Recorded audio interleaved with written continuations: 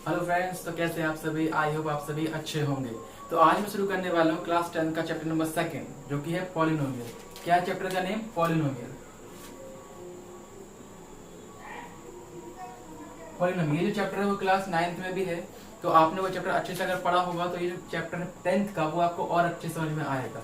अब कुछ बच्चे होंगे जिनका बेसिक क्लियर नहीं होगा, तो जो बेसिक इस चैप्टर में काम आने वाला है वो मैं आपको अभी से बताना स्टार्ट करूंगा, ताकि आपको पूरे चैप्टर में इसमें कोई भी प्रॉब्लम नहीं आए, इससे रिलेटेड कोई प्रॉब्लम नहीं आए कि मैंने 9th में नहीं पढ़ा है ये सब, इसलिए मुझे समझ में नहीं आ रहा है। तो वो मैं इसमें कवर सारा कर दूंगा। अभी हम बात करेंगे पॉलिनोमियल की बेसिक्स की इस वीडियो में। इसके बाद जो नेक्स्ट लेक्चर आएगा उसमें हम थोड़ा और आगे बढ़ेंगे। बेसिकली जो चैप्टर है पॉलिनोमियल जो क्लास 9 में ऑलरेडी था, इसका जो क्लास 9 का जो चैप्टर था वो थोड़ा कम स्टैंडर्ड का था, लेकिन जो क्लास 10th में है वो थोड़ा उसका हाई स्टैंडर्ड हो जाएगा। मतलब इसमें हम सीखेंगे कि क्वाड्रेटिक इक्वेशन बनती कैसे है, क्या होते हैं रूट्स। अभी तक हमने जीरोस ही पढ़े थे, और इसमें हम रूट भी पढ़ेंगे। रूट क्या होता है, कितने होते हैं, कितने हो सकते हैं, उनकी वैल्यूज कैसे निकालते हैं, और भी कुछ जानेंगे हम इसमें। और सबसे मेन जो कि हमने अभी तक रिमाइंडर थ्योरम पढ़ी थी क्लास 9th में, फैक्टर थ्योरम भी पढ़ी थी क्लास 9th में, तो वो इसमें है नहीं, लेकिन उसका यूज इसमें बहुत ज्यादा है। तो वो भी मैं आपको इस वीडियो के बीच में बताता जाऊंगा जहां जहां उसका यूज आएगा। इससे आप बिल्कुल बेफिक्र हो जाइए कि आपको कुछ ऐसा टॉपिक आएगा जो समझ में नहीं आएगा। अगर आप वीडियो पूरा देखते हैं, अच्छे देखते हैं, तो आपको पूरा लेक्चर बहुत अच्छे समझ में आने वाला है। तो शुरू करने से मैं आपको पहले ये एक बात बताना चाहूंगा, ये जो चैप्टर है पॉलिनोमियल, ये बहुत ही इजी चैप्टर है अगर आप इसको कंटिन्यूअसली पढ़ रहे हो तो। लेकिन अगर आपका इसमें बीच में एक भी कॉन्सेप्ट छूट जाएगा तो आपको ये चैप्टर बिल्कुल समझ में नहीं आएगा। इसलिए मैं भी कह रहा हूँ कि मैं भी कहाँ शुरू करने वाला हूँ, बेसिक्स ऑफ पॉलिनोमियल से। मतलब कि पॉलिनोमियल होता क्या है वहां से थोड़ा थोड़ा पता चलूंगा, ताकि जो आपका माइंड में जो क्लास 9th का है वो रिवाइज भी हो जाए और हम 10th के लेवल पे आ भी जाए। तो स्टार्ट करते हैं पॉलिनोमियल से। तो क्लास 9th पढ़ चुके, पॉलिनोमियल क्या होता था। पॉलिनोमियल मतलब कि एक ऐसा अलजेब्रिक एक्सप्रेशन जिसकी जो डिग्री है, या फिर आप ये डिग्री नहीं बता रहा हूँ, मैं आपको बता दूं वेरिएबल है। जो उसका जो वेरिएबल है, वेरिएबल क्या होता है ये भी नहीं पता, शायद किसी को नहीं पता होगा, तो मैं वो भी बताता चलता हूँ ताकि बाद में दिक्कत ना आए। तो सबसे पहले पॉलिनोमियल को डिफाइन करने से पहले आपको दो चीजें अच्छे से पता होनी चाहिए। सबसे पहले कांस्टेंट और सेकंड वेरिएबल। कांस्टेंट और वेरिएबल के लिए डिटेल के लिए आप मेरे पार्ट 1 के लेक्चर में जा सकते हैं, जो कि क्लास 9th का है, जो कि आपको मेरे चैनल में मिल जाएगा।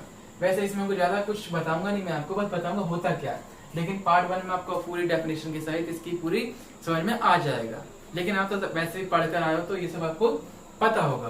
तो मैं आपको बेसिक्स से लेकर बता देता हूँ कितना इसमें होता है, बेसिक से डेफिनेशन, ताकि आपको क्लियर हो जाए difference between constant and variable. तो शुरू करते हैं।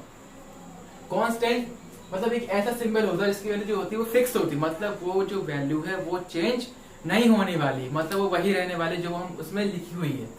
ठीक है, जैसे आपको एग्जाम्पल से बता देता हूँ, बहुत अच्छे समझ में आएगा। जैसे कोई एग्जाम्पल लेते हैं, 2x² + 3x - 2।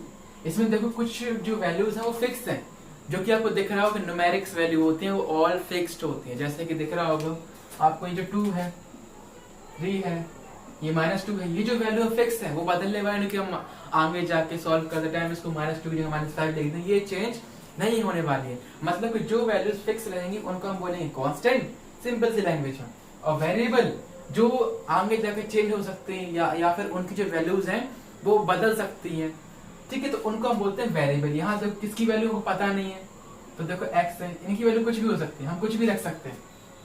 अभी आएगा आगे वैल्यू क्या होती है वो भी इस पर डिपेंड करता है वेरिएबल पे, तो मैं आपको वो भी बताऊंगा। तो वेरिएबल क्या होता है, जिसकी वैल्यू अनफिक्स्ड होती है या फिर जो चेंजेबल हो, ठीक है। और कांस्टेंट क्या होता है, जो फिक्स्ड हो, 2 3 2 ये फिक्स्ड है, ठीक। अब मैं इतना ज्यादा नहीं बताऊंगा डिटेल में, वरना वीडियो बहुत लंबा हो जाएगा। तो ये समझ में आ गया होगा आपको। उसके बाद नेक्स्ट अलजेब्रिक एक्सप्रेशन क्या होता है। अलजेब्रिक एक्सप्रेशन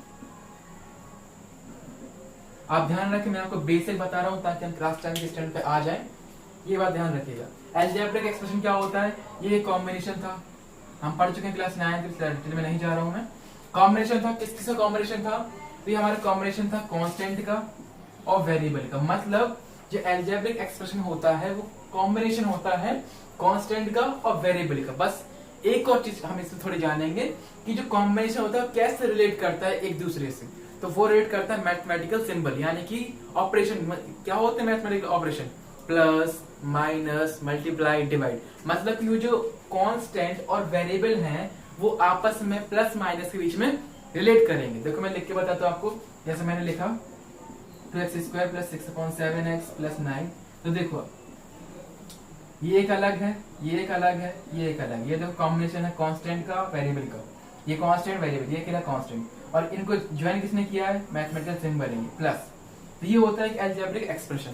और कब हम इस अलजेब्रिक एक्सप्रेशन को पॉलिनोमियल बोलेंगे, तो अब आ जाएगा आपको पूरे पॉलिनोमियल का मीनिंग समझ में कि हम कब इसको पॉलिनोमियल कह सकते हैं। देखो जब किसी भी अलजेब्रिक एक्सप्रेशन की जो डिग्री है, डिग्री मतलब कि जो वेरिएबल की हाईएस्ट पावर है, या फिर आप ऐसे भी कह सकते हो कि जो वेरिएबल्स की जो पावर है वो ऑल होल नंबर होनी चाहिए, यानी कि जितने भी इस एक्सप्रेशन में वेरिएबल की पावर है वो सब होल नंबर अगर हैं, तो उस अलजेब्रिक एक्सप्रेशन को हम बोलेंगे पॉलिनोमियल। क्या बोलेंगे, पॉलिनोमियल। ठीक है, जैसे ये एक अलजेब्रिक एक्सप्रेशन है कि नहीं, तो फर्स्ट कंडीशन क्या होती है पॉलिनोमियल क्या, कि वो एक अलजेब्रिक एक्सप्रेशन होना चाहिए, अलजेब्रिक एक्सप्रेशन होना चाहिए। सेकंड कंडीशन होती है उसकी कि वो जो उसमें जो पावर है किसकी, वेरिएबल की, मतलब कि power of variable should be whole number. Should मतलब होनी ही चाहिए, शुड बी होल नंबर। अगर सिर्फ और होल नंबर नहीं होंगी तो ये हमारा पॉलिनोमियल नहीं कहलाएगा। जैसे ये है क्या, चेक कर लेते हैं। देखो x की जो पावर है होल नंबर, यहाँ देखो 1 है, 1 2 होल नंबर होता है। होल नंबर क्या, जिसको हम w से रिप्रेजेंट करते हैं, 0 से स्टार्ट होता है और एंड तक। ठीक है, तो इनकी जो पावर है वो होल नंबर होनी चाहिए, तो ये पॉलिनोमियल है। जैसे मैं एक और एग्जांपल लिखता हूँ, 2x⁻³ प्लस 6/7x⁻2 प्लस 9। तो आप देखोगे यहाँ पे जो -3 है वो एक इंटीजर है, यानी इंटीजर है, तो ये एक पॉलिनोमियल नहीं होगा। ठीक है, इसको हम और कुछ भी कह सकते हैं, जैसे कि होल नंबर मतलब वो सारे नंबर जो कि नंबर लाइन पर होते हैं, यानी कि इनको हम और तरीके से बता सकते हैं, जैसे कि non negative numbers, all non negative integer यानी बोल सकते हैं होल नंबर को हम और क्या बोल सकते हैं, नॉन नेगेटिव इंटीजर। मतलब कि जितने भी नॉन नेगेटिव इंटीजर हैं वो भी सारे होल नंबर होते हैं। यानी कि अगर हम इसकी जो पावर है वो इससे रिलेट करें, तो यानी कि जो पावर होनी चाहिए वेरिएबल की वो नॉन नेगेटिव इंटीजर होनी चाहिए पॉलिनोमियल के लिए। और होल नंबर से क्या होता है, डायरेक्ट होल नंबर बोल सकते हैं। इतना समझ में आया होगा। ये मैं आपको बेसिक बता रहा हूँ, बाकी आपको अच्छे से आना चाहिए, तो चैप्टर बहुत अच्छे से आने वाला है आपको। ठीक है, इसको मैं रफ करता हूँ, आगे बात करते हैं इसके टाइप पे। उससे पहले आपको एक और चीज बताता हूँ, टर्म। टर्म का भी एक अपना रोल है। टर्म क्या होता है, टर्म मतलब जो कि किसी भी अलजेब्रिक एक्सप्रेशन में जो कि प्लस और माइनस जो सेपरेट होते हैं उनका बोलते हैं टर्म। जैसे कि ये प्लस है, ये देखो ये प्लस है, ये भी प्लस है, तो इनमें जो टर्म जो सेपरेट है, ये सेपरेट है, ये सेपरेट है, एक ये सेपरेट है, इनको हम बोलेंगे टर्म्स। तो 2x² 1 टर्म, 6/7x 1 टर्म, 9 एक अलग टर्म। तो ओवरऑल इस पूरे अलजेब्रिक एक्सप्रेशन में 3 टर्म है। कितने टर्म है, 3। कौन कौन से, फर्स्ट 2x², सेकंड 6/7x और थर्ड 9। ठीक है, इतना क्लियर। वैसे अगर बात करूं इसकी 1 2 3, ठीक है, और एग्जांपल समझाता हूं आपको। जैसे ये लिखा है 6x² - 6x प्लस 6। देखो इसमें कितने सेपरेट है, ये माइनस ये प्लस, यानी एक ये सेपरेशन है, एक ये सेपरेशन है, एक ये सेपरेशन, इसमें भी टर्म 3 होगा। एक और चीज समझ लेते हैं और अच्छा रहेगा, कोएफिशिएंट। कोएफिशिएंट हमेशा हम वेरिएबल्स की पावर के लिए निकालते हैं। जैसे कि अगर मैं कहूँ वेरिएबल की पावर जब 2 है तो उसका कोएफिशिएंट क्या है। जैसे कि इसमें वेरिएबल क्या है, वेरिएबल मतलब कि वो जिसकी वैल्यू पता नहीं, मैंने शुरू में बताया वेरिएबल। ठीक है, तो देखो इसमें x ही ऐसा जो वेरिएबल है। अब x की पावर 2 है, ठीक है 2 है। अब कोएफिशिएंट अगर मैं बोलूं x² का क्या है, तो आप क्या करोगे कि x² में ऐसे ये है हमारा 6x²। अगर मैं पूछ रहा हूँ कि x² का कोएफिशिएंट क्या है, तो हम इसमें x² डिवाइड करके निकाल सकते हैं। जो भी आएगा वही हमारा इसका कोएफिशिएंट हो जाएगा। ये इजी ट्रिक है। वैसे सब ज्यादातर हम क्या सोचते हैं कि जो x² में इसका मल्टीप्लाई होगा वो उसका कोएफिशिएंट होगा। तो आप वैसे भी समझ सकते हो और ऐसे भी समझ सकते हो, वो आपके ऊपर है। ठीक है, वैसे अगर इस केस में करें -6x में, तो किसका कोएफिशिएंट बताना है इसमें हमको, x का। तो फिर से वही काम, x का डिवाइड, ये कैंसिल, तो -6 आ गया। तो ये डिपेंड करता है आप किस तरीके से निकाल सकते हो। ये तो ये तरीका है। दूसरा, अगर हमको दूसरे की बात करें तो इस तरह आ जाएगा कि 6 × x² लिख सकते हैं इसको, यानी कि एक्स स्क्वायर में 6 का मल्टीप्लाई है तो 6 इसका हो जाएगा coefficient, 6 is the coefficient of x square. ये इतना क्लियर, ठीक है। नेक्स्ट बात करते हैं, ये जो सब था वो 9th का कंक्लूजन है, मतलब कि ये सब आपको ऑलरेडी पता होगा। अब जो आने वाला है अब स्टार्ट होगा रियलिटी, ठीक है। उसको बिल्कुल मिस मत करना। आप वो आपको अच्छे से नहीं आए तो आप कमेंट करना, तो मैं दोबारा उस पर वीडियो बनाऊंगा ताकि आपको और अच्छे समझ में आ जाए। ये रफ करते हैं, आगे बढ़ते हैं। तो इसके बाद पढ़ना है टाइप ऑफ पॉलिनोमियल। जैसे कि हम 9th में पढ़ चुके हैं, जो क्लासिफिकेशन होता है पॉलिनोमियल तो 2 टाइप पे होता है। पहला कि टर्म के बेसिस पे अगर हम क्लासिफिकेशन करें, जो कि हम क्लास 8 में ही पढ़ चुके हैं, तो वो होते हैं, ये मैं आपको रिटर्न में नहीं लिखवा रहा, ये तो बेसिक्स है, आपको आते ही होगा, मैं बोलता हूं ताकि आप समझ जाओ। तो जो पॉलिनोमियल है वो टर्म के बेसिस पर क्लासिफाइड किए गए 3 टाइप में। फर्स्ट मोनोमियल, मैंने बताया टर्म क्या होता है इसलिए अभी आपको। अगर किसी भी पॉलिनोमियल में एक टर्म है तो हम उसको बोलेंगे मोनोमियल, अगर 2 टर्म है तो बाइनोमियल, अगर 3 टर्म है तो ट्राइनोमियल। क्लियर, ठीक है। नेक्स्ट जो क्लासिफाई किया गया है वो डिग्री के बेसिस पर, जो हमको काम आने वाला है फुल चैप्टर में, पूरे चैप्टर में रोल पूरा इसी का है, डिग्री पे। On the base of degree पूछा जाएगा आपसे, टर्म के बेस पे कोई नहीं पूछने वाला, क्योंकि टर्म के बेस पे बेसिकली हम पढ़ रहे हैं ना, 6 में ही पढ़ लिया, 7 में ही पढ़ लिया, 8 में ही पढ़ लिया, 9 में ही पढ़ लिया, तो अब 10th में थोड़ा हाई आ जाएगा ना हमारा। स्टार्ट करते हैं क्लासिफिकेशन। क्लासिफिकेशन ऑफ पॉलिनोमियल, ये अच्छे से समझना, बहुत इंपॉर्टेंट है। Of polynomial on the basis of degree. Degree मैंने आपको थोड़ा बताया, थोड़ा और डिटेल देता हूं डिग्री क्या होती है। डिग्री यानी कि शॉर्ट में बताता हूं, इसमें लिख देता हूं, highest power of variable. Variable की जो हाईएस्ट पावर होगी उसका हम बोलते हैं डिग्री। एक दो एग्जाम्पल बताता हूं ताकि आपको समझ में आ जाए। जैसे ये लिखा है 5x² माइनस प्लस कुछ भी ले लो आप, एग्जाम्पल है ये। इसमें देखो हाईएस्ट डिग्री क्या है, 2 है, तो 2 हो जाए, सॉरी हाईएस्ट पावर क्या है वेरिएबल की, वेरिएबल x है, हाईएस्ट पावर इसकी 2, तो 2 हो जाएगा इसका डिग्री। हम अगर थोड़ा और डिटेल में जाए क्लास 9 से, तो उसमें हम डिनोट कैसे करते थे पॉलिनोमियल को, px से, gx से, fx से, तो हमारे ऊपर था कि हम किससे पॉलिनोमियल डिनोट करना चाहते हैं, ठीक है। तो अगर मैं इसको पॉलिनोमियल px मान लूं तो इसकी डिग्री क्या हो जाएगी, तो डिग्री ऑफ px क्या लिखेंगे, कितनी डिग्री है, 2। एक और एग्जांपल लेता हूं, 7x power 5 6x power 4 plus 9, इसमें कितनी डिग्री है, देखो आप, ये वेरिएबल हाईएस्ट पावर 4 3, 5 और 4 में से कौन बड़ा होता है, 5, तो इसकी डिग्री कितनी हो जाएगी, डिग्री आ जाएगी 5। ये मैं इसलिए बता रहा हूं ताकि आगे आपको प्रॉब्लम ना हो। तो ये इस तरह हम डिग्री से देखते हैं, ये तो पता ही होगा, वैसे भी नहीं पता है तो पता चल गया होगा, ठीक है। आगे बढ़ते हैं, degree on the basis of degree, मतलब कि कंडीशन क्या होनी चाहिए कि जो पॉलिनोमियल है वो कभी भी उस डिग्री का ही रहे, चेंज ना हो।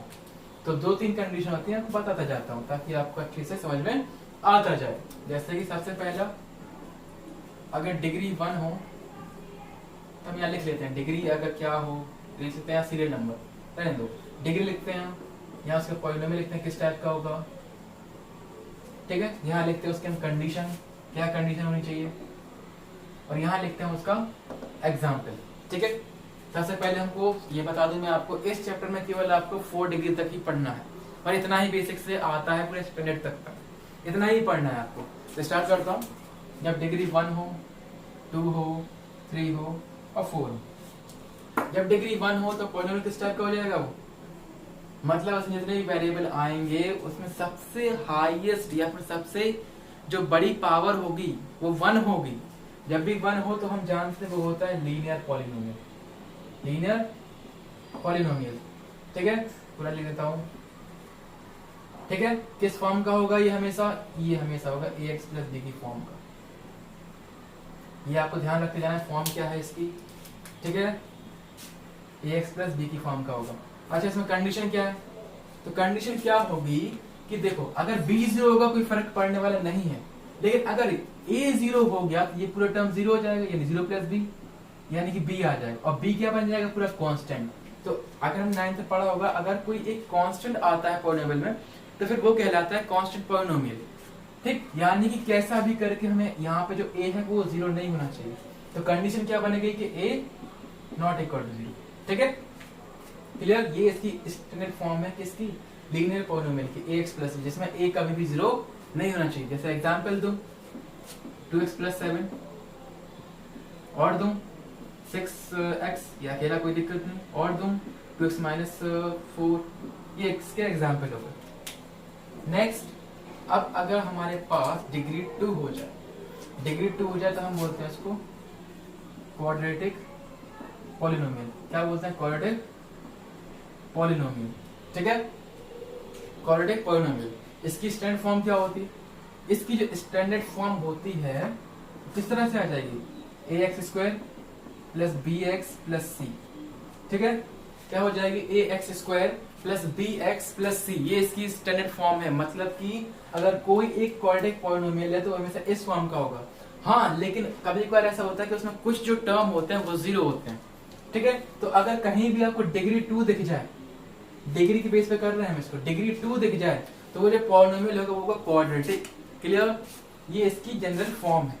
ठीक, अब देखो इसमें कंडीशन क्या होगी, ये 0 हो जाए कोई फर्क नहीं पड़ने वाला, ये 0 हो जाए कोई फर्क पड़ने वाला नहीं। लेकिन अगर जैसे ही हमने a 0 करेंगे, a मतलब कोएफिशिएंट ऑफ x², अगर 0 करेंगे तो ये पूरा 0 हो जाएगा, फिर ये क्वाड्रेटिक नहीं रह जाएगा, इसकी डिग्री कुछ और बन सकती है।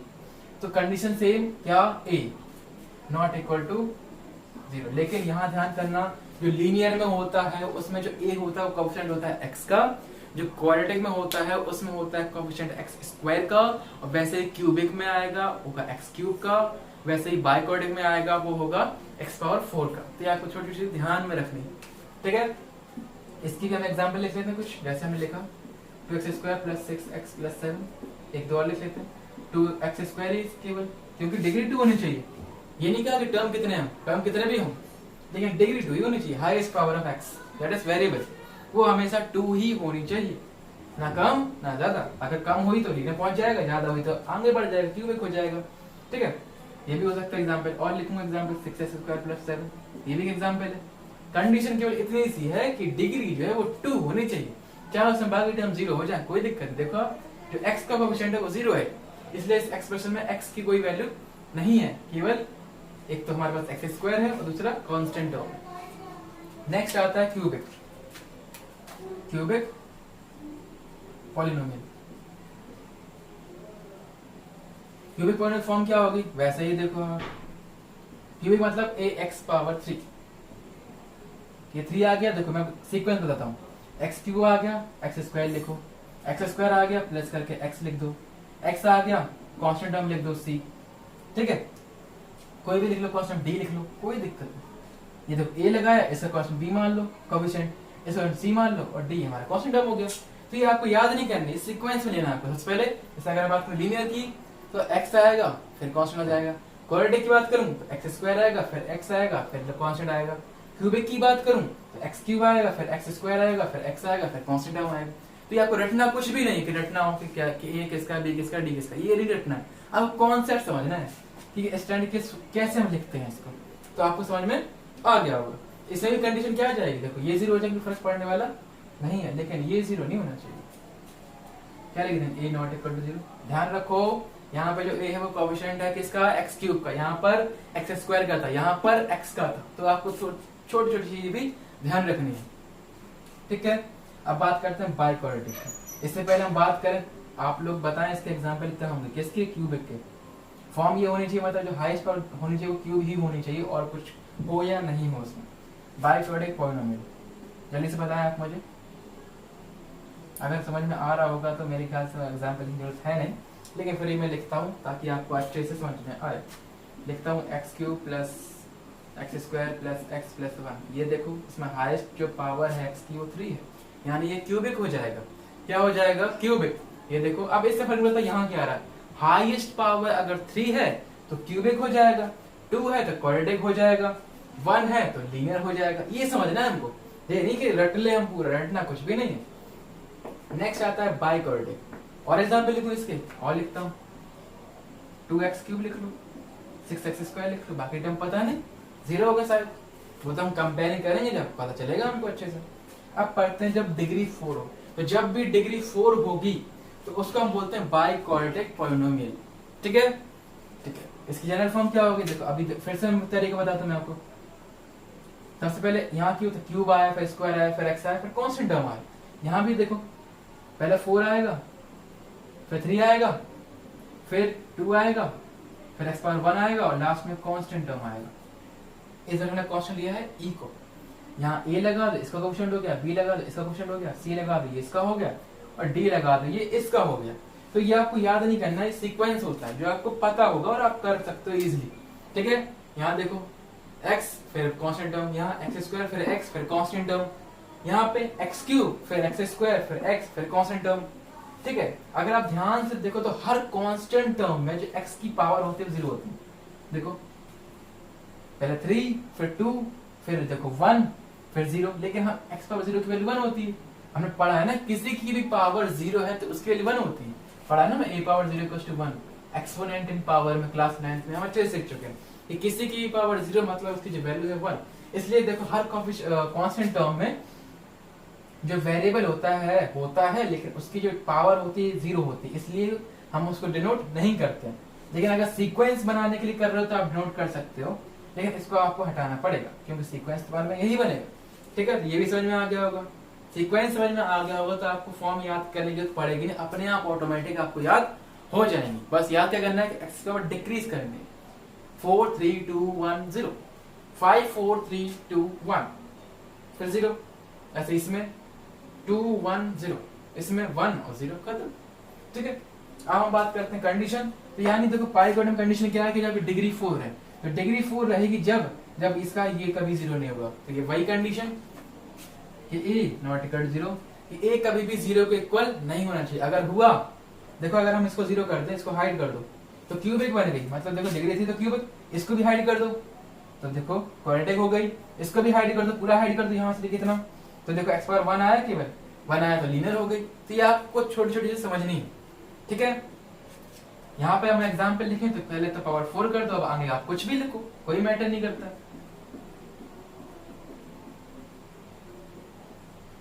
कोई दिक्कत नहीं।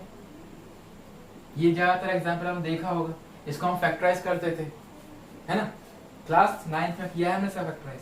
अगर किसी को याद हो तो इसका फैक्टराइज करके मुझे जरूर सेंड कीजिए। किसका, x पावर 4 + 2 का +4 का। ठीक है, कैसे करते हैं अगर नहीं आए तो कमेंट जरूर कीजिएगा, मैं आपको बताऊंगा। बहुत इंटरेस्टिंग क्वेश्चन थे ये सारे। ये आर.डी. का है, आर.डी. शर्मा का। ठीक है, तो आई होप आपको ये सब समझ में आ गया होगा। ये जो देखो अभी तक 9th में कितना पढ़ा था, ये तो पढ़ लिया था, लेकिन हमें फॉर्म नहीं पढ़ी थी, उसकी फॉर्म क्या होती है। ठीक है, उसके बाद क्या नहीं पढ़ा था हमने, कंडीशन क्या होती है, उसके बाद क्या नहीं पढ़ा था, ये सब तो हम पढ़ चुके हैं। लेकिन हम कहां तक गए थे, केवल क्यूबिक तक। इस चैप्टर में हम जाएंगे बाई क्वाड्रेटिक तक। हर साल बोर्ड में इसका एक क्वेश्चन आता है बाई क्वाड्रेटिक का। वो क्वेश्चन किस तरह से आता है मैं आपको ये चैप्टर खत्म होते होते सारे इंपोर्टेंट क्वेश्चन भी टिक कराऊंगा कि कौन कौन से बोर्ड में ज्यादा आते हैं। तो इतना होने के बाद आप नोट करना है या स्क्रीनशॉट लेना है तो ले लो, क्योंकि इसके बाद हम स्टार्ट करने वाले नेक्स्ट, आगे बढ़ने वाले। ठीक है, इसमें जो नेक्स्ट आएगा, देखो हमने डिग्री सीख लिया, डिग्री क्या होती है उसी की बेस पर पॉलिनोमियल पता चल गया हमको क्या होता है। अगर डिग्री 1 तो लीनियर, डिग्री 2 तो क्वाड्रेटिक, डिग्री 3 तो क्यूबिक, डिग्री 4 तो बाई क्वाड्रेटिक। इतना समझ में आ गया होगा तो चैप्टर जो हो रहा है आगे होने वाला वो बहुत ही शानदार तरीके से आएगा कि आप बोलोगे नहीं दोबारा, मतलब एक बार में सीधा अंदर। नेक्स्ट जो टॉपिक है वो है value of the polynomial. Value of the polynomial मतलब कि किसकी value, value of the polynomial, एक पॉलिनोमियल की वैल्यू। अब इसकी जो वैल्यू वो कैसे हम निकालते हैं, क्या करते हैं वैल्यू के लिए, तो देखो इसकी जो वैल्यू है, इसकी जो वैल्यू है किसकी, पॉलिनोमियल की, कैसे डिसाइड करते हैं। ऐसे कि कोई एग्जांपल बताता हूं मैं आपको। जैसे मैं अगर कहूं कि px कोई पॉलिनोमियल है, px अगर पॉलिनोमियल है तो वो किसमें वेरिएबल है, उसका वेरिएबल क्या है, x है। यानी जो px को डिफाइन किया होगा, जो एक्सप्रेशन यहाँ पे आएगा अलजेब्रिक, वो x के टर्म में होगा। ठीक है, तो हम कहेंगे मान लो हमको x = k पर px की वैल्यू निकालनी है। ठीक है, तो हम क्या करते थे क्लास 9 तक, तो k की x की प्लेस पर k कर देंगे, और जहां जहां एक्स है वहां के कर देंगे और सॉल्व कर लेंगे। जो आंसर आएगा वही होता था हमारा वैल्यू ऑफ द पॉलिनोमियल। तो ये यही 10th में रहेगा, ये बदलने वाला नहीं है। ठीक है, वैल्यू ऑफ द पॉलिनोमियल मतलब कि x की किसी एक सर्टेन मतलब कि फिक्स्ड वैल्यू पर अगर हम उस पॉलिनोमियल में वैल्यू निकालें तो उसी को हम कहते हैं वैल्यू ऑफ द पॉलिनोमियल। मैं आपको अलग से कोई डेफिनेशन नहीं लिखवाने वाला हूं क्योंकि ये सब आप पढ़ चुके हो, पढ़ के ही आ रहे हो 10th में, है ना। तो इतना समझ लीजिए वैल्यू क्या होती है। जब हम किसी भी पॉलिनोमियल में वेरिएबल की प्लेस पर कोई एक फिक्स्ड वैल्यू रखते हैं और उसको सॉल्व करते हैं तो वो जो वैल्यू आती है उसको हम बोलते हैं वैल्यू ऑफ द पॉलिनोमियल। समझ में आया? दोबारा बताता हूँ। जैसे कि अगर हम कोई एग्जांपल लें, px इक्वल्स टू है 2x square minus 2x plus 1। ठीक है, अगर मैं आपसे कहूं कि find the value of the polynomial, find the value of the polynomial px at x equals to 2, तो आप क्या करोगे? देखो वैल्यू फाइंड करनी है, जैसे कि k पर फाइंड करनी थी तो हमने x के प्लेस पर k लगा दिया। अब हमको फाइंड करनी 2 पर, तो जहां जहां x है वहां 2 लगा देंगे। सिंपल। बहुत क्वेश्चन हुए हैं इस पर, तो ये सबको पता। यानी क्या करेंगे यहाँ जहां जहां x है वहां हम क्या रख देंगे 2। हमने देखो रख दिया इसमें eight x equals to 2, p2 की वैल्यू ये इतना रख दिया। अब इसको सॉल्व करेंगे तो कितना आ जाएगा 2 का स्क्वायर 4, 2 2 जा 4 प्लस 1, 2 4 जा 8 माइनस 4 प्लस 1, 8 और 1 9, 9 माइनस 4 5। तो फाइनली जो वैल्यू आ गई पॉलिनोमियल की एट x इक्वल्स टू 2 वो है 5। यानी कि हम किसी एक वेरिएबल की एक सर्टेन वैल्यू पर जब पूरे पॉलिनोमियल की वैल्यू फाइंड करते हैं तो उसको बोलते हैं वैल्यू ऑफ द पॉलिनोमियल। ये आपको आता भी होगा और आप क्लियर भी हो गया होगा। ठीक है, आप भूलोगे नहीं। आगे बताता हूं मैं आपको। इसके बाद होता है कि जीरो क्या होता है, जीरो ऑफ द पॉलिनोमियल। तो सबसे पहले मैं आपको बता दूं कि एक पॉलिनोमियल की जितनी डिग्री होगी उसके उतने ही जीरोस होंगे। जीरोस मतलब कि किसी भी वेरिएबल की वो वैल्यू जो कि अगर हम उसकी वैल्यू px में पुट करें, किसी पॉलिनोमियल पुट करें, तो जो सॉल्यूशन है उसकी वैल्यू है वो जीरो आ जाए। समझ में नहीं आया होगा तो मैं बताता हूं अच्छे से। Zeros of polynomial. जीरोस क्या होते हैं? जीरो मतलब कि वेरिएबल की एक वैल्यू, वेरिएबल की एक मतलब कि value of variable at which the value of polynomial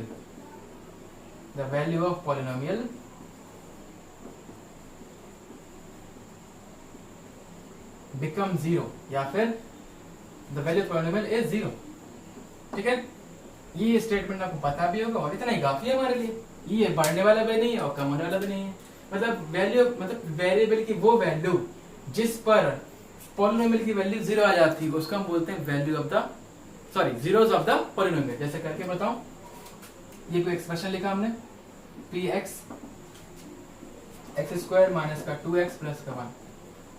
ठीक है, अगर हम इसकी वैल्यू निकालें एट x इक्वल्स टू 1 पर, तो देखो क्या आने वाला, क्या निकालनी है p1 1 का स्क्वायर माइनस 2 1 प्लस 1 माइनस का 2, तो ये आ गया 0। देखो यहाँ पर जो p1 की वैल्यू है वो 0 आई है, यानी कि x इक्वल्स टू 1 जो है वो क्या हो जाएगा इसका 0। मतलब कि 1 is the zero of the polynomial. क्यों? क्योंकि जब हमने वेरिएबल की प्लेस पर 1 रखा और सॉल्व किया तो उसकी वैल्यू आई 0, और 0 आने का मतलब है कि ये इसका 0 है, हो गया इसका पॉलिनोमियल का, यानी एट x इक्वल्स टू 1 0 हो गया। ठीक है, यानी 1 है वो क्या कहलाएगा इसका 0, इसका px का। अच्छा, अगर मैं इसी को इस फॉर्म में लिख दूं x माइनस 1 की फॉर्म में, तो कोई बताएगा मुझे कि ये कहां पहुंच गए हम? ये पहुंच गए हम सीधा फैक्टर पे।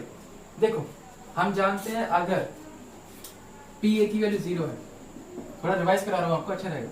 pa की वैल्यू 0 है तो x माइनस से क्या हो जाता है, फैक्टर हो जाता है। किसका factor? Factor of px।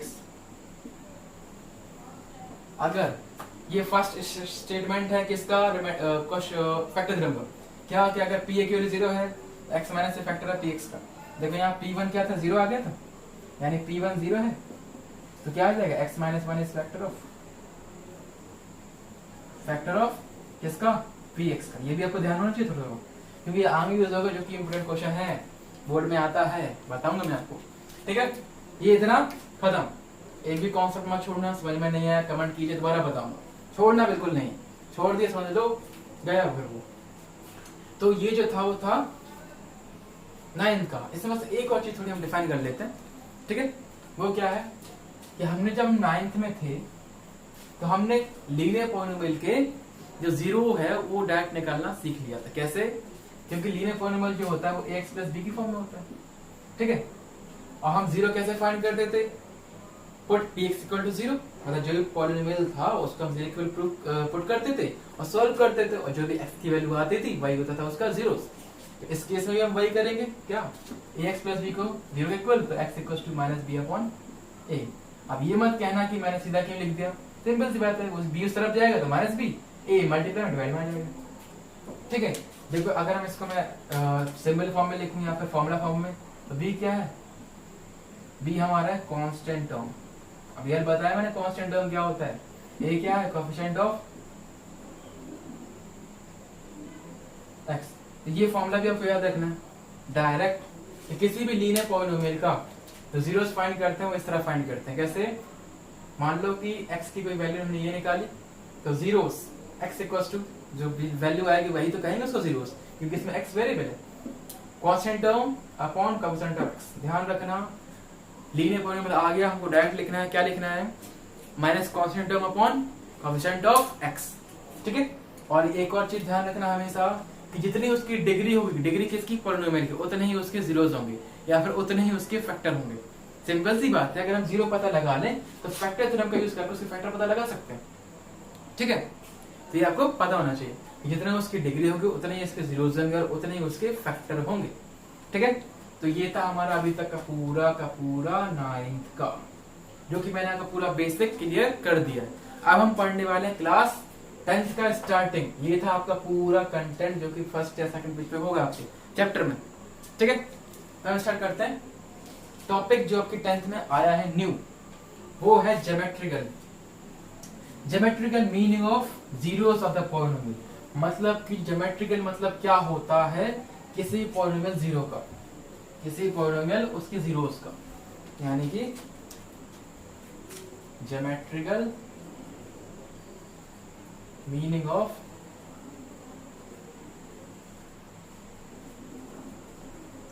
Zeros of polynomial. तो हम पढ़ेंगे क्या मतलब है ज्योमेट्रिकल मीनिंग किसका, जीरोस।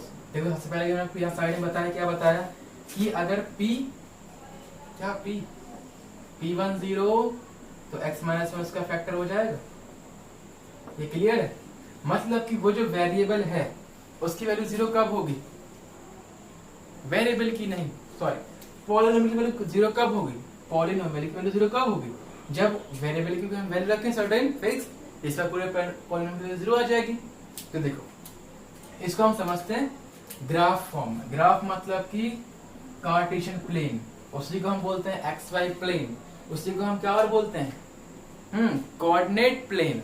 कोऑर्डिनेट क्यों? क्योंकि उसमें दो होते हैं, एक एक्स और वाई, उसको हम कॉम्बाइन करके बोलते हैं कोऑर्डिनेट। ठीक है, तो सबसे पहले आपको बता दूं कि हम पॉइंट कैसे शो करते थे ग्राफ पे, तो ये आपको आना चाहिए अच्छे से। नहीं आता है तो ये आप देखो, मैं बता देता हूँ अभी कर करके बताऊंगा। जैसे अगर मैं कोई एग्जाम्पल लूं, ग्राफ में शो करूंगा, उसका बताऊंगा उसका मतलब ये क्या कहना चाह रहे थे, किसका, कि जीरोस का क्या मतलब है, ज्योमेट्रिकल मीनिंग क्या है जीरोस का। ठीक है, जैसे सभी लोग जानते हैं कि अगर y equal to mx plus C, अगर ये कोई फॉर्म है, तो अगर हम ग्राफ पे इसको हम शो करेंगे तो हमेशा एक स्ट्रेट लाइन बनेगी, चाहे वो ऐसी जाए, चाहे वो ऐसी जाए, या फिर ऐसी जाए, चाहे वो ऐसी जाए। तो जब भी form y equal to mx plus C रहेगी तो हमेशा वो या तो स्ट्रेट लाइन ही होगी। ठीक है, तो मैं आपको बताता हूँ इसको ज्योमेट्रिकल मतलब एक एग्जाम्पल से, ताकि आपको समझ में अच्छे से आए। तो देखो हम लेते हैं एग्जाम्पल। ठीक है, मान लो एग्जाम्पल है y equal to 2x plus 3। ये एग्जाम्पल है, क्या है एग्जाम्पल, इसको हमने ग्राफ को शो करना है, ये समझ लो। हमने सीखा है अच्छे से, किसी भी इक्वेशन को हम ग्राफ पे कैसे शो करते थे, इक्वेशन ऑफ लाइन को। ठीक है, अगर आता है तो अच्छी बात है, नहीं आता तो आप टेंशन मत लो, मैं बताऊंगा। ठीक है, सबसे पहले हम क्या करते थे, ये x, ये x डैश, ये y, ये y डैश, ये ऑरिजिन। ऑरिजिन क्यों? क्योंकि यहाँ पर x और y दोनों के दोनों जीरो होते हैं। और बताऊं, इस पूरे एक्सिस पर y जीरो रहेगा और इस पूरे एक्सिस पर x जीरो रहेगा। क्यों? क्योंकि देखो x की डिस्टेंस थोड़ी ना बढ़ने वाली है, वो तो वही रहने वाली है, इसलिए जीरो। यहाँ भी देखो y वही रहने वाला है, इसलिए जीरो। ठीक है, अब देखो ग्राफ बनाने के लिए क्या करते हैं हम, सबसे पहले इसका एक हम टेबल बनाते हैं।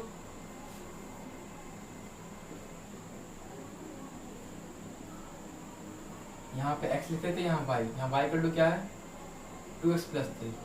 जब हम x इक्वल टू 0 करेंगे y क्या आ जाएगा, यहाँ 0 करोगे 2 इंटू 0 0 प्लस 3 यानी कि 3। जब x इक्वल टू 1 करें तो क्या आ जाएगा, 1 करो तो 2 1 2 प्लस 3 5 आ जाएगा। आप कुछ टर्म माइनस में ले लेते हैं, अगर -1 करें तो -1 करोगे तो 2 माइनस का प्लस का 1, माइनस बंद करो, देखो आप माइनस का 1 माइनस का 2 प्लस का 3 तो y इक्वल टू 1। क्लियर? वही अगर हम -2 करें तो करके देखते हैं, माइनस का 2 करो तो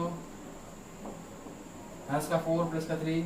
ये मैं जल्दी इसलिए कर रहा हूँ क्योंकि आप पढ़ चुके हैं अच्छे से। कितना आ गया, माइनस का 1। ठीक है, ये रफ कर देता हूँ, ये कोई काम का नहीं है हमारे। ठीक है, ये हमने कर दिया रफ। क्लियर? तो देखो इससे हमारे कोऑर्डिनेट क्या आ जाएंगे, सबसे पहले 0,3 आ जाएगा। ठीक है, इसको हम a मान लेते हैं। ठीक है, फिर कैसे लेते हैं, एक x का फिर y का, x का कमा y का, एक और लेते हैं c x का फिर y का, एक और लेते हैं d x का y का। अब हम ये जो होती है हम जानते हैं x x डैश और y y डैश, ये होती है पूरी नंबर लाइन। हम जानते हैं नंबर लाइन 1 2 3 4, 1 2 3 4, 1 2 3 4। ये इस तरह प्लस में होते हैं, इस तरह माइनस में होते हैं। नेक्स्ट यहाँ भी हम वही करने वाले हैं, 1 2 3 4। सबसे पहला पॉइंट क्या है हमारा, 0,3 यानी x 0 है, मतलब x 0 इस लाइन पे आएगा, x 0 है, y कितना है 3। तो देखो y 3 कहाँ आ रहा है, x 0 है y 3 है, तो देखो y ये रहा, y 3 है, x 0 वो इस लाइन पर आएगा या नहीं आएगा, या फिर बताओ आप x 0 किस लाइन पर आता है, x 0 है वो किस लाइन पर आएगा, आप बताओ मुझे। x इक्वल 0 में मतलब आपको इस लाइन पर रहेगा। ठीक है, तो x 0 मतलब कि यहाँ रहेगा। अब y 3 है, y 3 ये रहा, इन दोनों से हम परपेंडिकुलर ड्रॉ करते हैं। ठीक है, ये जो पॉइंट आएगा वो आपका आएगा यहाँ पे, क्या है पॉइंट 0,3। क्यों है, क्योंकि यहाँ पे देखो x 0 आ गया और y 3 आ गया। ठीक है, क्लियर? नेक्स्ट पॉइंट लेते हैं। नेक्स्ट क्या आ जाएगा, 1,5 मतलब x 1 है, ये रहा हमारा 1 और y 5 है, तो थोड़ा और बनाना पड़ेगा इसको हमको, y 5 है। ठीक है, तो अब हम परपेंडिकुलर ड्रॉ करेंगे, इसको ड्रॉ करेंगे, कहाँ से 2 आया यहाँ। ठीक है, ये हो गया हमारा क्या पॉइंट 1,5। नेक्स्ट -1,0 यानी x -1 है, ये रहा -1 और y 1 है, y परपेंडिकुलर ड्रॉ करो, इसकी इस तरफ इसकी इस तरफ, यहाँ मीट कर रहे हैं। ये हमारा हो गया C पॉइंट, ये हमारा A पॉइंट, ये हमारा B पॉइंट, ये हमारा C पॉइंट। नेक्स्ट D -2,1, -2 कहाँ है, ये रहा हमारा, परपेंडिकुलर ड्रॉ कर दो। -1 कहाँ है, ये रहा हमारा, ये पॉइंट यहाँ आ गया। ठीक है, अब देखो एक लाइन दिख रही होगी आपको, अगर मैं बनाऊं, जैसे कि यहाँ पे मार्कर से ड्रॉ कर रहा हूं, तो अगर आप स्केल से बनाएंगे तो आपकी लाइन जो है वो एकदम स्ट्रेट जाएगी। ठीक है, तो ये जो लाइन है वो जहां x एक्सिस को कट कर रही है वही होगा उसका 0। ठीक है, करके दिखाता हूं मैं आपको सॉल्व। ठीक है, सबसे पहले y के लिए 2x प्लस 3 है, ये है, तो हम इसके जीरोस फाइंड करने हैं, तो पुट y इक्वल टू 0 यानी कि 2x plus 3 equal to 0, 2x plus 2 -3 आ जाएगा, तो x इक्वल टू आ जाएगा -3/2। -3/2 मतलब कितना हो गया, माइनस का 1.5, तो देखो अब एग्जैक्ट हमारा -1.5 आ रहा है। ठीक है, यानी कि यहाँ समझने वाला तरीका ये है कि क्योंकि ये जो इक्वेशन थी वो लीनियर थी, क्योंकि यहाँ पे x जो है वेरिएबल है, उसकी डिग्री जो है 1, मतलब कि पावर 1 है। अगर पावर 1 है तो वो लीनियर है। ठीक है, लीनियर है, और अगर वो लीनियर है तो उसके जो जीरोस है वो केवल एक होगा। देखो इसमें आपको एक ही जगह x एक्सिस पर इंटरसेक्ट कर रहा है, क्योंकि इसका जो जीरो होगा वो केवल एक पॉसिबल है। ठीक है, इसी को हम कहते हैं geometrical meaning of zeros of the polynomial, मतलब जितने उसके जीरोस पॉसिबल हो सकते हैं उतनी बार वो एक्सिस पर इंटरसेक्ट करेगा। इसमें एक जीरो पॉसिबल हो सकता है, इसलिए एक बार इंटरसेक्ट कर रहा है। जैसे अगर क्वाड्रेटिक होती तो 2 बार करेगा, क्यूबिक होती तो 3 बार करेगा। ठीक है, इतना आपको समझ में आया होगा, तो आप इसको एक काम करो, नोट कर, क्योंकि बहुत काम आने वाला है। तो आपने ये नोट कर लिया होगा, यहाँ पर आपने स्क्रीनशॉट ले लिया होगा, तो मैं इसको रफ करता हूँ। तो ये क्या सीखा हमने इसमें कि ज्योमेट्रिकल मतलब ये है कि अगर कोई एक पॉलिनोमियल है तो जितनी उसकी डिग्री होंगी उतने इसके जीरोस होंगे, और जितने उसके जीरोस होंगे उतने ही वो एक्स एक्सिस पर या फिर वाई एक्सिस पर इंटरसेक्ट करेगा। इंटरसेक्ट कब करेगा? एक्स एक्सिस पर, जब उसमें वेरिएबल x होगा तो x एक्सिस पे करेगा, अगर वेरिएबल y होगा तो y एक्सिस पे करेगा। कितनी बार करेगा? जितने डिग्री की वो इक्वेशन होगी। अगर सेकंड डिग्री की होगी तो 2 बार करेगा, अगर लीनियर होगी तो केवल 1 बार करेगा। तो मैं आपको एक बार और दिखा देता हूँ सेकंड डिग्री की होगी तो क्या होगा। तो हमको एक और एग्जाम्पल लेते हैं, फिर आपको समझाते हैं और अच्छे से। ऐसे अगर मैं एग्जाम्पल कोई लूँ, कोई आप बता दो क्या लूँ, कोई अच्छे से एग्जाम्पल बताओ। जैसे कि अगर मैं लूँ y = x² - 3x + 4 ले लेते हैं। तो देखो ये क्या है, क्वाड्रेटिक है। क्यों है क्वाड्रेटिक, ये आप बताइए। क्वाड्रेटिक क्यों है? क्योंकि इसमें जो डिग्री है वो कितनी है? 2, डिग्री 2 है। ठीक है, ये हमारे से लेते हैं, ज्यादा ठीक रहेगा। 2 है डिग्री, और वेरिएबल क्या है इसमें? x है। लेकिन आपको y भी है, तो मैं आपको बता दूं जो y है वो डिफाइन किया गया है x के टर्म में। ठीक है, लेकिन यहाँ वेरिएबल तो क्या है? x ही है। ठीक है, तो सबसे पहले हम बनाते हैं अपना, ये रहा हमारा 2D प्लेन। 2D क्यों? क्योंकि इसमें 2 डायमेंशन है, x और y। ये हमारा y, ये y डैश, जो हॉरिजॉन्टल होता है उसको एक्सिस डैश बोलते हैं ना, ये x डैश। क्लियर? ये हमारा o यानी कि 0 ऑरिजिन। ठीक है, अब वैल्यू रखो 1 2 3 4 5 6 7 8 और so on। 1 2 3 4 5 6 7, ये लिखना तो आती है, कोई सिंपल सी बात है ना। ये देखो -1 -2 -3 -4 -5 -6 -7, यहाँ भी लिखो -1 -2 -3 -4 -5 -6 -7। तो पिछले क्वेश्चन हमने क्या सीखा कि जितने उसके जीरोस होंगे उतनी बार वो इंसर्ट करेगा ऑन डेट एक्सेस जिस पर उसकी डिफाइन किया गया वो फंक्शन। जैसे इसमें x को डिफाइन किया गया है तो x एक्सेस पे करेगा। अभी दिखाऊंगा मैं इसको करने के बाद। और क्या, ठीक है, तो इतना हमने कर लिया फर्स्ट में कि हम समझ गए थे जितना इसके जीरोस होंगे उतनी बार वो इंटरसेक्ट करेगा। लेकिन आपने ये नहीं सोचा होगा कहाँ इंटरसेक्ट करेगा। तो ये हमेशा वहां इंटरसेक्ट करेगा जहां पर x की जो वैल्यू है वो पॉलिनोमियल में रखने पर उसकी जो वैल्यू है वो 0 आ जाए। किसकी? पॉलिनोमियल की वैल्यू 0 आ जाए।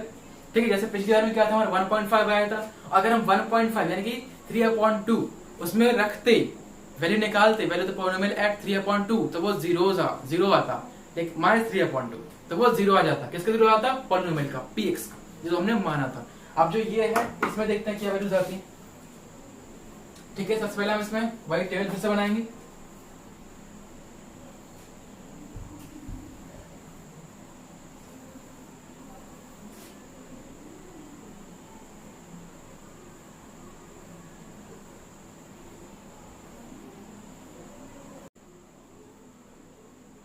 सबसे पहले यहाँ पे x, यहाँ y = x² - 3x - 4।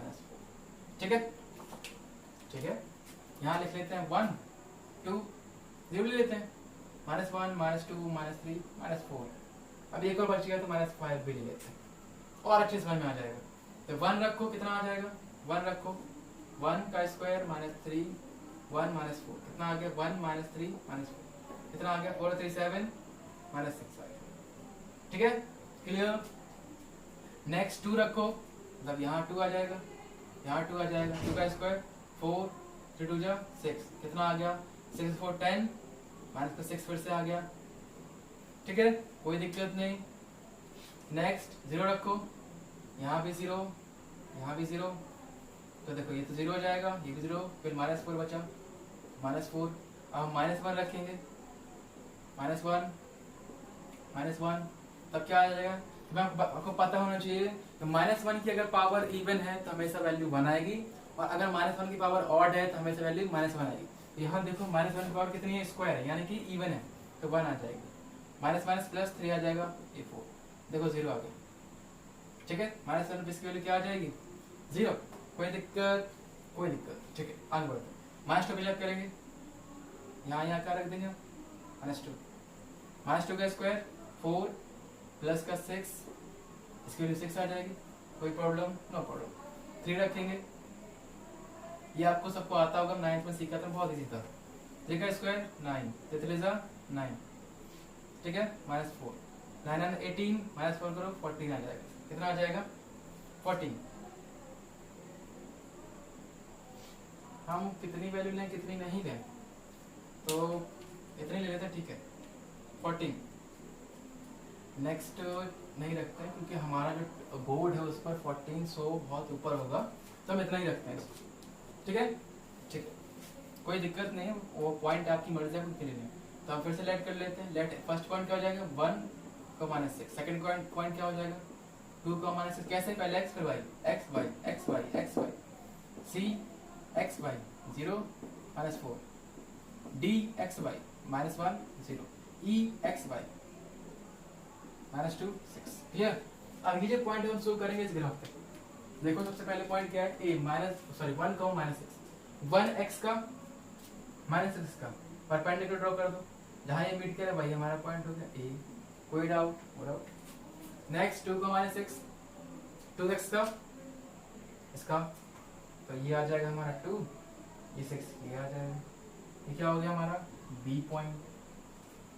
एक बार फिर चेक करते हैं, -6 दो बार आ रहा है क्या, 2 रखेंगे, 2 का स्क्वायर 4 आ जाएगा, 4 माइनस का 6 माइनस का 4, हाँ -6 ही आ रहा है, कोई प्रॉब्लम नहीं। 1 रखते हैं एक बार, अभी 6 आ रहा है, कोई दिक्कत। नेक्स्ट 0 को -4, ये तक पूरा बाय किस पे जाएगा -4, ये रहा, ठीक है। नेक्स्ट -1 को 0, यानी x -1 और y 0, ठीक है। नेक्स्ट -2 को 6, -2 को 6 का है, -2 को 6, ये हमारा -2, ये परपेंडिकुलर इससे, ये परपेंडिकुलर इससे, ये जो पॉइंट है वो ये रहा, ठीक है। इसको e नाम दिया हमने, इसको हमने d नाम दिया है, ठीक है। हम एक और पॉइंट लेते हैं जिससे कि जो ग्राफ है वो थोड़ा एक और बार नीचे आए, तो आपको अच्छे समझ में आ जाएगा।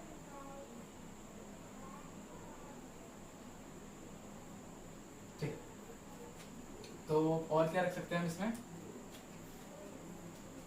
2 रख गया तो 3 रखते हैं, -3, फिर रखेंगे कितना आ जाएगा, 3 का स्क्वायर 9, 3 3 9, कितना आ गया भाई 18, क्या आ गया बा 40, -4 रखे तो -4 का स्क्वायर 16, -1 प्लस का 6 12, -4 8, 24 आ जाएगा। तो आप देख रहे होगे, क्या देख रहे होगे कि जब जो y है बढ़ता जा रहा है, यानी इसका 0 निकालने के लिए और नीचे आना पड़ेगा, ठीक है। अब हम और कुछ बनाते हैं इसमें, ठीक है। अब एक काम करते हैं, देखो एक ऐसा 0 अगर यहाँ आया तो एक यहाँ भी आएगा, तो हम थोड़ा और जाते हैं। अगर हम एट x = 3 पर देखें, एट x = 3 पर देखें, क्या आ जाएगा y 3 का स्क्वायर 9, 9 -4 बोलिएगा। 4 पर देखें तो x = 4 पर देखें तो आ जाएगा y 4 का स्क्वायर 16 4 का 12, तो देखो ये 0 आ गया, तो एक वैल्यू लेते हैं x की 4, इस पे आ गया 0, ठीक है। तो ये जो हमारा इसको हम रफ कर लेते हैं क्योंकि जो पॉइंट है बहुत आउट जा रहे हैं, आउट तो होगा नहीं, तो हम इन पॉइंट जो हमारे अंदर है तो इनको हम रफ करते हैं और लिखते हैं 4,0। ठीक है, तो हमारा एक और पॉइंट हो गया F 4,0। ठीक है, ये हमारा 4,0 मतलब यही है हमारा E। तो अब देखो ये जो ग्राफ है वो कितनी जगह इंटरसेक्ट कर रहा है, अगर हम इसको हम ऐड करें कुछ इस तरह आ जाएगा। ठीक है, ये बनेगा कुछ इस तरह बनेगा, लेकिन जो मार्कर है वो इस तरह हम चल नहीं पा रहे और ये ऊपर भी जाएगा। ठीक है, तो देखो ये जो इक्वेशन थी वो कितने डिग्री की थी, 2 डिग्री की थी, यानी क्वाड्रेटिक थी, यानी इसके कितने जीरो पॉसिबल है, 2 जीरो पॉसिबल है। अगर इसके 2 जीरो पॉसिबल है तो ज्योमेट्री बोलती है कि इसके जो इंटरसेक्ट है एक्स एक्सिस पर क्यों, क्योंकि जो पॉलिनोमियल है वो डिफाइन किया गया एक्स के टर्म में, तो वो 2 जगह ही इंटरसेक्ट करेगा केवल। देखो एक हमारा डी पर इंटरसेक्ट कर रहा है, एक ई पर इंटरसेक्ट कर रहा है, इसलिए ये होता है geometrical meaning of zeros of the polynomial. तो ये आपको समझ में आया होगा अच्छे से। मतलब आप कोई भी ग्राफ देखकर बता सकते हो कि उसके कितने जीरोस हैं और वो कहाँ टच कर रहा है तो उसके कितने जीरोस हैं, नेक्स्ट कितने हो सकते हैं। ठीक है, तो ये समझ में आया होगा आपको, चाहो तो आप नोट भी कर सकते हो।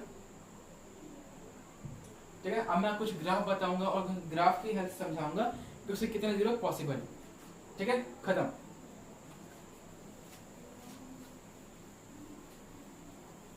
अगर कुछ समझ में नहीं आया तो आप प्लीज कमेंट कीजिए, तो मैं उस पूरे पर दोबारा से वीडियो बनाऊंगा जो भी आपको समझ में नहीं आया होगा। जैसे अगर हम मान लो let y equals to fx be any function, fx क्योंकि वो जो पॉलिनोमियल x की टर्म में, ये कोई एक फंक्शन है, y इक्वल टू fx कोई एक फंक्शन है जो कि x के टर्म में है। अगर x के टर्म है तो इसके जो जीरोस होंगे वो सारे के सारे x एक्सिस पर इंटरसेक्ट करने पे आएंगे, किस पर इंटरसेक्ट करने पे आएंगे, x एक्सिस पर। यानी कि अगर ग्राफ 0 1 ये है, ये x डैश, ये y डैश, ये o। अगर ग्राफ ऐसा बना है तो मतलब क्या है इसका, तो हम देखेंगे कि जो ग्राफ है कुछ इस तरह का है, इस तरह का है, यानी कि x और x डैश को कहां पर टच कर रहा है, केवल एक पॉइंट पर टच कर रहा है।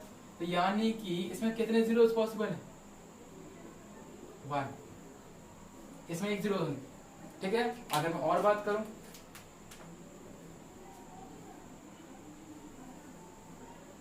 ये हमारा x, ये x डैश, ये y डैश और ये o पॉइंट। तो फिर से देखो, क्योंकि जो पॉलिनोमियल है वो x के टर्म में डिफाइन है, लिखा है ना y इक्वल टू देखो fx, x के टर्म में डिफाइन, तो हम फिर ये चेक करेंगे ये x एक्सिस पर कितनी बार इंटरसेक्ट कर रहा है।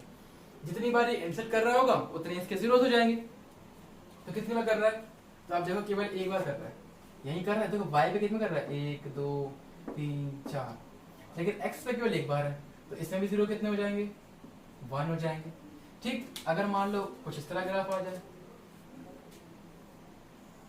ये x डैश, ये y डैश, तो देखो x पर 2 जगह कर रहा है, ये o हमारा एक a मान एक b मान, तो इसके कितने जीरो हो जाएंगे, इसमें जो जीरो होंगे वो होंगे 2 जीरोस। ठीक है, और ये जो पॉलिनोमियल किस डिग्री का होगा, 2 डिग्री का होगा। ये क्लियर। और एग्जांपल ले लेते हैं, कुछ इस तरह आ जाएगा।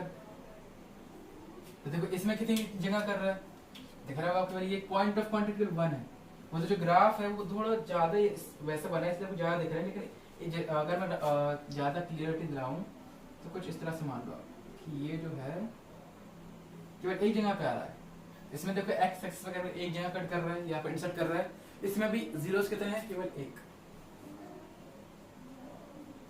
ये ध्यान रखना है आपको। और एग्जांपल अगर मैं लूं, मान लो कोई एक पॉलिनोमियल है जो कि इस टाइप का है, ये x डैश, ये y डैश, ठीक है, ये o, कुछ इस तरह का है। इसमें देखो कितने आ रहे हैं, point of intersection on x axis देखना है, वो कहाँ देखना है, x एक्सिस। क्यों देखना है, क्योंकि जो पॉलिनोमियल x के टर्म में डिफाइन है, अगर y के टर्म में होता तो हम y एक्सिस को देखते। तो इसमें देखो पॉइंट ऑफ कांटेक्ट कितने x एक्सिस के साथ, 1 2 3 4 5, a b c d e, तो इसमें कितने जीरोस जाएंगे, 5, number of zeros equal to 5। तो ये हमारे पूरा चैप्टर है, उसमें फर्स्ट टॉपिक यही था, geometrical meaning of zero the polynomial. I hope आपको समझ में आया होगा, और अगर आपको समझ में आया होगा तो फर्स्ट एक्सरसाइज आपकी अब बहुत इजी हो गई, और हो ही जाएगी। मुश्किल से मुश्किल 2 या 5 मिनट लगेगा, मुश्किल से मुश्किल 2 मिनट, बस इतने में ही आपकी पूरी एक्सरसाइज हो जाएगी। अब जो इसके कंटेंट आएगा वो आएगा हमारा लेक्चर 2 में। इतना देखने के लिए थैंक यू, और हमारे चैनल बने रहिए, आप सब्सक्राइब कीजिए, लाइक कीजिए और शेयर भी कीजिए ताकि और भी लोग इसे देख सके। तो दोबारा बताऊं, ये आपको आ गया होगा, यानी पॉइंट ऑफ कॉन्टेक्ट दिखना है। सिंपल सी बात अगर मैं बात करूं कि जितनी बार उस ग्राफ के पॉइंट ऑफ कांटेक्ट होंगे किसी भी एक एक्सिस पर, हाँ ये फर्क पड़ता है कि एक्सिस जो पॉलिनोमियल है वो किस वेरिएबल में डिफाइन किया। अगर एक्स में किया है तो हम एक्स एक्स पर देखेंगे, अगर वाई में डिफाइन करते तो वाई एक्स पर देखेंगे। यहाँ जो हमारा था वो था वाई टू एफ एक्स, मतलब एक्स के टर्म में डिफाइन किया था, तो हमने एक्स एक्स पर देखे। ठीक है, आज के लेक्चर में बस इतना ही, मिलते हैं नेक्स्ट लेक्चर में। ये लेक्चर होप आपको पसंद आया, अगर पसंद आया तो आपको लाइक प्लीज कीजिए ताकि मैं आगे भी कंटिन्यू कर सकूं। ठीक, इसके बाद मिलेंगे नेक्स्ट चैप्टर में, सॉरी नेक्स्ट लेक्चर में, जो कि आएगा इसका पार्ट 2। ठीक है, आज के लिए इतना ही। पार्ट 2 में आपको बताऊंगा कि एक पॉलिनोमियल से हम जनरेट कैसे करते हैं, उसमें जीरोस अगर को पता हो तो हम कैसे जनरेट कर लेंगे, ये बताऊंगा पूरा डिटेल में आपको पार्ट 2 में। ठीक है, thank you and please like and subscribe. ठीक, आज दी एंड, थैंक यू।